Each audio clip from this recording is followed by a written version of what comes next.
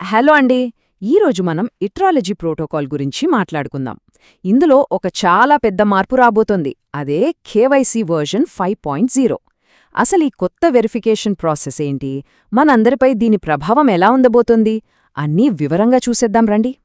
చూడండి, ఈ అప్డేట్ అనేది సిస్టంలో ఉన్న ప్రతి ఒక్కరికి చాలా అంటే చాలా ముఖ్యం. ఇదేదో చిన్న రూల్ మార్పు కాదు, ఇది మన అకౌంట్ల భవిష్యత్తునే నిర్ణయించే ఒక పెద్ద ప్రక్రియ అనమాట.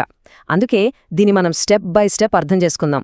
ఈ మొత్తం కేవైసీ జర్నీని సింపుల్గా 4 స్టెప్స్గా విడగొట్టారనమాట. ఫస్ట్ క్యూలో చేరాలి, ఆ తర్వాత మన డాక్యుమెంట్స్ అన్నీ సబ్మిట్ చేయాలి. నెక్స్ట్ క్యూరేటర్ రివ్యూ కోసం కాస్త వెయిట్ చేయాలి. ఇక ఫైనల్గా మన రిజల్ట్ వస్తుంది. సరే, మరిప్పుడు ఒక్కో స్టెప్లోకి వెళ్ళి అసలు కథేంతో చూద్దామా? Okay, so first step queue system. అసలు ఏంటి క్యూ? మనకు ముందు ఛాన్స్ రావాలంటే ఏం జరగాలి? ఇలాంటి ప్రశ్నలన్నిటికీ ఇప్పుడు సమాధానాలు వెతుకుదాం. అంటే కేవైసీ క్యూ సిస్టంలో వెరిఫికేషన్ అందరికీ ఒకేసారి జరగదన్నమాట. కొన్ని ఫ్యాక్టర్స్ని బట్టి ఒకరి తర్వాత ఒకరికి ఛాన్స్ వస్తుంది.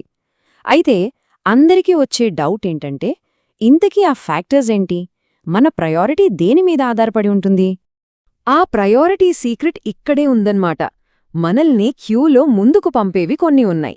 అవేంటంటే ఏసీఎస్ అంటే అకౌంట్ కంప్లీషన్ స్కోర్, హెచ్సిఎస్ అంటే హ్యూమన్ కాంట్రిబ్యూషన్ స్కోర్, వీటితో పాటు 3 హ్యూమన్ నోడ్ మెట్రిక్స్, ఇంకా కొన్ని ఇతర ఫ్యాక్టర్స్ కూడా ఉంటాయి.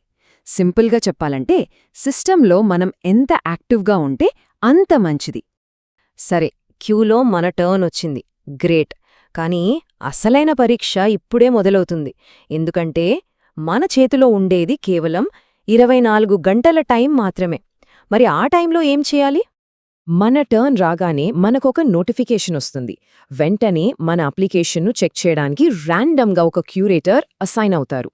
ఇక ఆ మూమెంట్ నుంచే మన 24 అవర్స్ కౌంట్డౌన్ స్టార్ట్ అయిపోతుంది.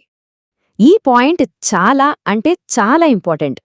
మన డాక్యుమెంట్స్ అన్నీ సబ్మిట్ చేయడానికి మనకు దొరికే టైం కేవలం 24 గంటలు. ఒక్కసారి ఆలోచించండి, ఒకవేళ ఈ డెడ్లైన్ మిస్ అయితే అప్పుడేమవుతుంది? ఒకవేళ మనం ఆ 24 గంటల్లో సబ్మిట్ చేయలేకపోయామనుకోండి, అప్పుడు మన అప్లికేషన్ రిజెక్ట్ అవుతుంది. కంగారు పడాల్సిన పనిలేదు. కానీ మళ్ళీ అప్లై చెయ్యాలంటే నెక్స్ట్ సైకిల్ వరకు ఆగాల్సిందే. ఓకే, డాక్యుమెంట్స్ అన్నీ టైంకి సబ్మిట్ చేశాం. ఇప్పుడు నెక్స్ట్ ఏంటి? ఇప్పుడు మన పని అయిపోయింది. బాల్ క్యూరేటర్ కోర్టులో పడింది. వాళ్ళ రివ్యూ ప్రాసెస్లో ఏం జరుగుతుందో చూద్దాం. సాధారణంగా క్యూరేటర్ మన అప్లికేషన్ను రివ్యూ చేయటానికి 24 నుంచి 48 గంటల సమయం తీసుకుంటారు. సో ఈ టైంలో మనం కాస్త ఓపిక పట్టాలి. ఆ తర్వాత మనకు ఫైనల్ రిజల్ట్ తెలిసిపోతుంది. ఇక్కడ మనకు రెండు రిజల్ట్స్ వచ్చే అవకాశం ఉంది.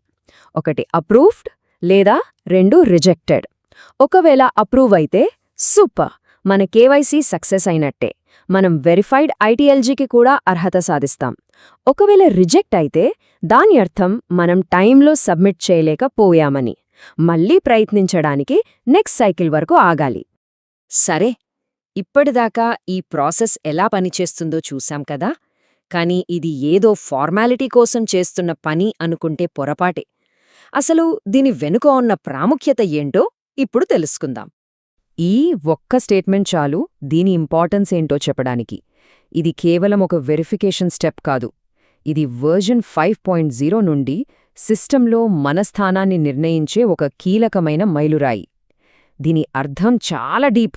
అంటే దీని సింపుల్ మీనింగ్ ఏంటంటే, ఈ కేవైసీని కంప్లీట్ చేయడం ద్వారా ఇటరాలజీ సిస్టంలో మన భవిష్యత్తుకు మనం ఒక బలమైన పునాది వేసుకుంటున్నామన్నమాట. మన రోల్ ఏంటి, మన ఎలిజిబిలిటీ ఏంటి, సిస్టంలో మనకుండే విలువ ఏంటి, ఇవన్నీ కూడా దీనిమీదే డిపెండ్ అయి ఉంటాయి. కాబట్టి ఈ సమాచారమంతా తెలిసాక మనం చెయ్యాల్సిందేంటంటే నెక్స్ట్ స్టెప్స్కి రెడీగా ఉండటం. ఈ కీలకమైన ప్రాసెస్లో పాల్గొని సిస్టంలో మన స్థానాన్ని పదిలం చేసుకోవడానికి సిద్ధంగా ఉండాలి. ఇది ఇటరాలజీలో ఒక సరికొత్త అధ్యాయానికి ఆరంభం లాంటిది.